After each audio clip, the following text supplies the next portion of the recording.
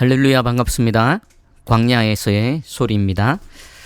오늘 이 시간은 그리스도인의 가정생활 마지막 시간이기도 하면서 또 우리 이재철 목사님 새신자반 강의한 마지막 시간이기도 합니다. 지금까지 함께 하신 여러분 감사드립니다. 이 마지막까지 큰 은혜 받으시기 바랍니다. 그럼 지난 시간에 이어서 계속 읽도록 하겠습니다.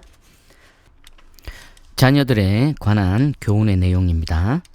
네 번째, 공경은 이해와 사랑을 낳기 때문이다. 룻기 1장 16절에서 17절 말씀입니다. 룻이 이르되 내게 어머니를 떠나며 어머니를 따르지 말고 돌아가라.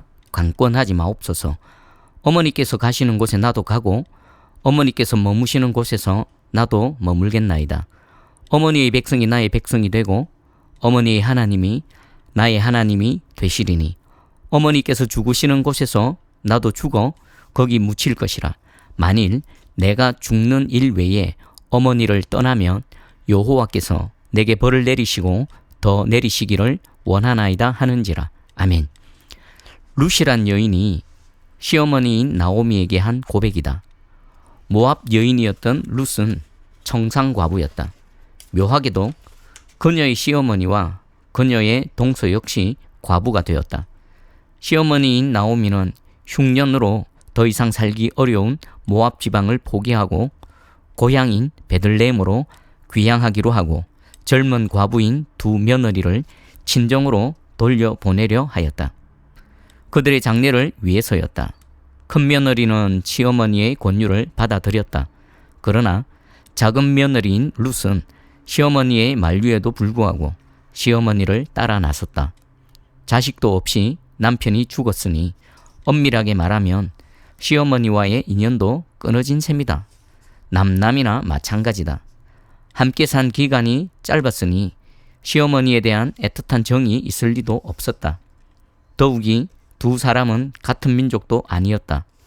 룻은 모압인이었는데 반해 시어머니는 유대인이었다. 그 두 민족은 서로 견원지간이었다.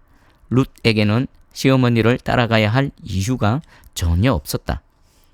그럼에도 룻은 모든 것을 버리고 시어머니를 따라 나섰다. 그녀 역시 하나님을 경외하였기에 내 부모를 공경하라는 하나님의 계명을 지키기 위함이었다.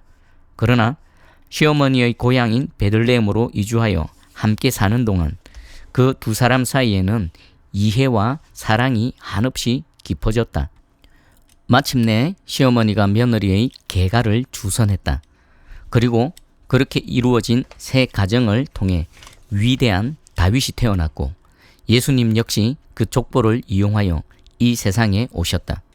룻의 부모 공경이 빚어낸 계가였다. 이처럼 공경은 반드시 이해와 사랑을 낳는다.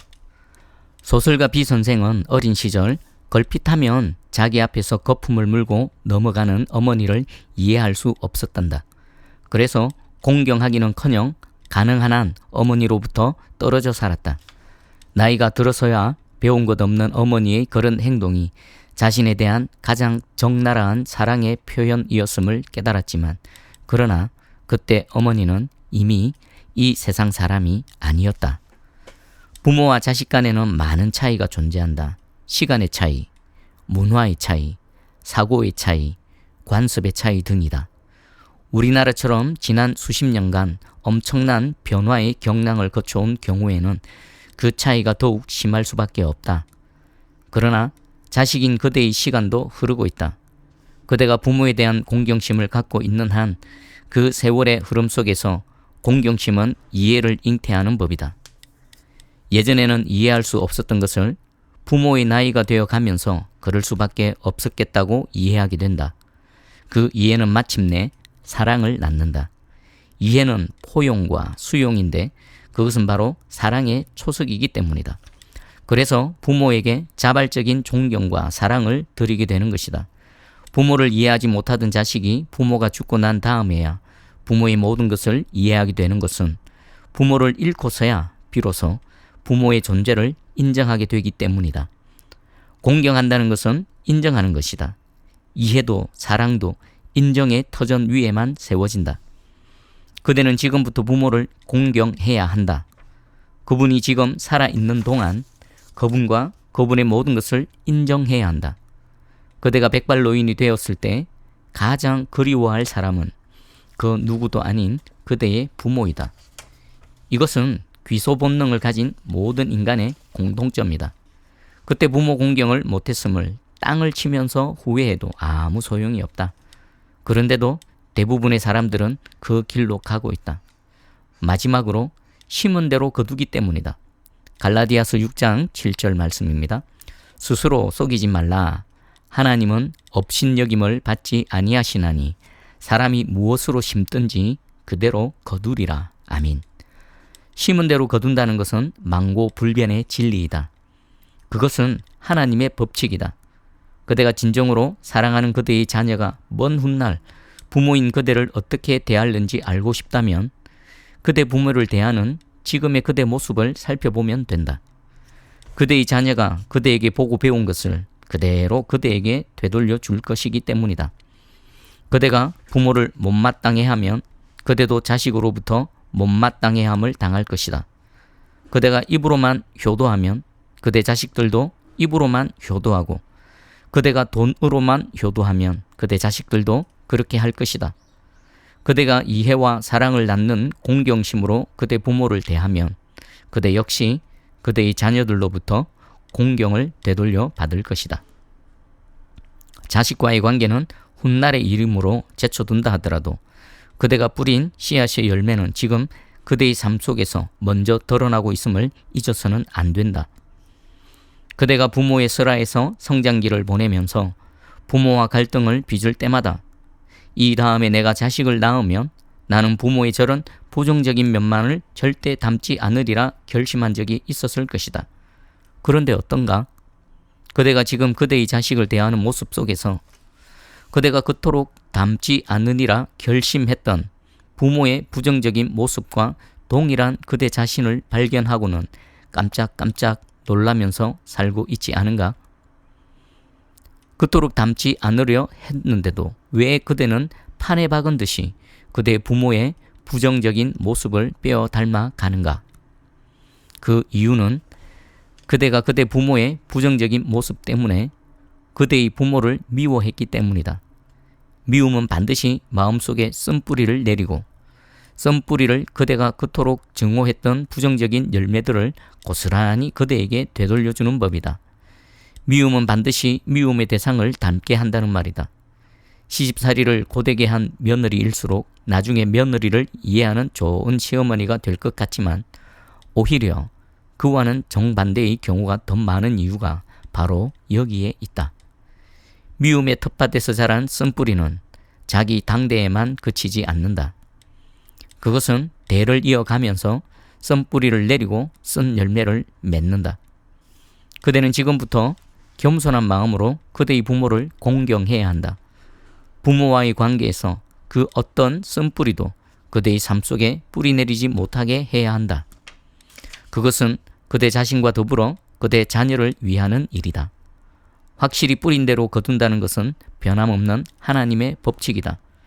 그러므로 그대에게 생명을 전해준 그대의 부모를 공경하는 것은 부모로부터 받은 그대의 생명을 그대의 자식 앞에서 더 높이는 길이다.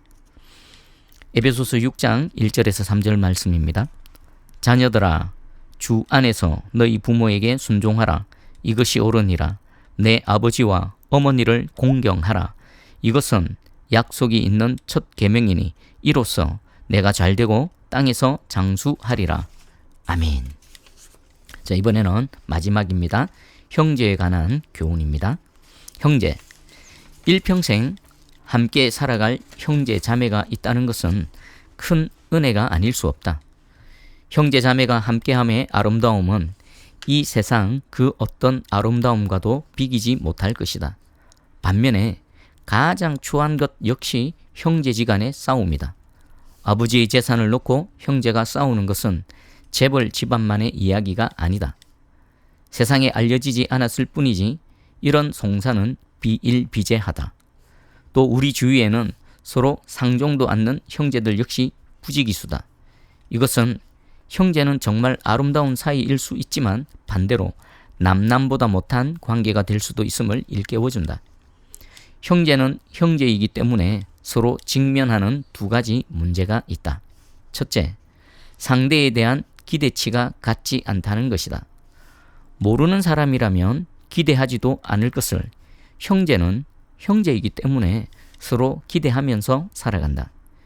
형은 형이기 때문에 동생이 해주기를 원하고 동생은 동생이기 때문에 형이 해주기를 원하는 등 서로 자기 입장에서만 생각하는 것이다. 그 결과 무엇을 하든지 형제 자매가 모두 불만인 경우가 허다하다. 서로 다른 기대치 때문이다. 이것이 극복되지 않을 때 성인이 되어서도 명분과 체면 싸움은 지속되기 마련이다. 둘째, 서로 경쟁자로 여길 수 있다는 것이다. 식탁에 하나의 사과가 놓여 있을 때 형제가 없는 아이라면 언제나 그 사과는 자기 혼자의 몫이다. 그러나 형제가 있을 때는 반드시 서로 나누어야 하는데 이때 서로 상대방을 당연히 몫을 나누어야 할 자신의 형제가 아니라 자신의 몫을 잠식하는 경쟁자로 인식할 수 있다. 이것을 뛰어넘지 못할 때 부모의 재산을 놓고 서로 추악한 싸움을 벌이게 되는 것이다. 형제가 있다는 것은 큰 은총이다. 그러나 그것은 불행의 씨앗일 수도 있다. 바로 여기에 모든 형제가 말씀 안에 바로 서야만 하는 이유가 있다. 하나님께서 형제되게 하셨으므로 형제되게 하신 하나님의 말씀 속에서만 진정 아름다운 형제가 될 수 있기 때문이다. 로마서 12장 9절에서 11절까지 말씀입니다. 사랑에는 거짓이 없나니 악을 미워하고 선에 속하라. 형제를 사랑하여 서로 우애하고 존경하기를 서로 먼저 하며 부지런하여 게으르지 말고 열심을 품고 주를 섬기라. 아멘. 주님의 말씀 안에서 서로 사랑하여 서로 우애하고 존경하되 서로 먼저 하는 것이 형제가 형제다운 아름다운 형제되는 비결이다. 서로 하되 서로 먼저 하는 것이다. 그리스도인의 섬김의 특징은 큰 사람이 작은 사람을 섬기는 것이라고 했다. 형제 중 큰 사람이 먼저 섬기는 것이다. 장남은 장남이기 때문에 먼저 섬기고 돈이 많은 형제는 부유하기 때문에 먼저 섬기고 지식이 많은 형제는 유식하기 때문에 먼저 섬기고 지위가 높은 형제는 높기 때문에 먼저 섬기는 것이다. 그리스도인의 섬김은 상대의 수준까지 내려가 주는 것이라고 했다. 큰 사람이 먼저 섬기되 자신의 수준으로 올라오라는 것이 아니라 다른 형제의 수준으로 내려가서 섬길 때에만 그 섬김이 상처를 남기지 않는다. 이를테면 장남이 장남의 권위로 섬기되 다른 형제의 권위를 해치지 않는다. 부유한 형제가 돈으로 섬기되 다른 형제의 자존심을 상케 않는다. 유식한 형제가 지식으로 섬기되 다른 형제의 인격을 건드리지 않는다. 출세한 형제가 자신의 지위로 섬기되 다른 형제의 지위를 업신여기지 않는다. 창세기 45장 1절에서 8절 말씀입니다. 요셉이 시종하는 자들 앞에서 그 정을 억제하지 못하여 소리 질러 모든 사람을 자기에게서 물러가라 하고 그 형제들에게 자기를 알리니 그때에 그와 함께한 다른 사람이 없었더라. 요셉이 큰 소리로 우니 애굽 사람에게 들리며 바로의 궁중에 들리더라. 요셉이 그 형제들에게 이르되 나는 요셉이라. 내 아버지께서 아직 살아 계시니까. 형들이 그 앞에서 놀라서 대답하지 못하더라. 요셉이 형들에게 이르되 내게로 가까이 오소서. 그들이 가까이 가니 이르되 나는 당신들의 아우 요셉이니 당신들이 애굽의 판자라. 당신들이 나를 이곳에 팔았다고 해서 근심하지 마소서. 한탄하지 마소서. 하나님이 생명을 구원하시려고 나를 당신들보다 먼저 보내셨나이다. 이 땅에 2년 동안 흉년이 들었으나 아직 5년은 밭갈이도 못하고 추수도 못할지라. 하나님이 큰 구원으로 당신들의 생명을 보존하고 당신들의 후손을 세상에 두시려고 나를 당신들보다 먼저 보내셨나니 그런즉 나를 이리로 보낸 이는 당신들이 아니요 하나님이시라. 하나님이 나를 바로에게 아버지로 삼으시고 그 온 집의 주로 삼으시며 애굽 온 땅의 통치자로 삼으셨나이다. 아멘. 요셉에게는 11명의 형제가 있었다. 그들 가운데 10명이 형들이었다. 형들과 요셉이 얼마나 사이가 나빴던지 형들이 요셉을 이집트에 노예로 팔아버릴 정도였다. 처음에는 아예 죽이려고까지 했다. 그들은 이미 형제가 아니었다. 그 정도라면 원수지간이나 마찬가지였다. 정말 남남보다도 못한 사이였다.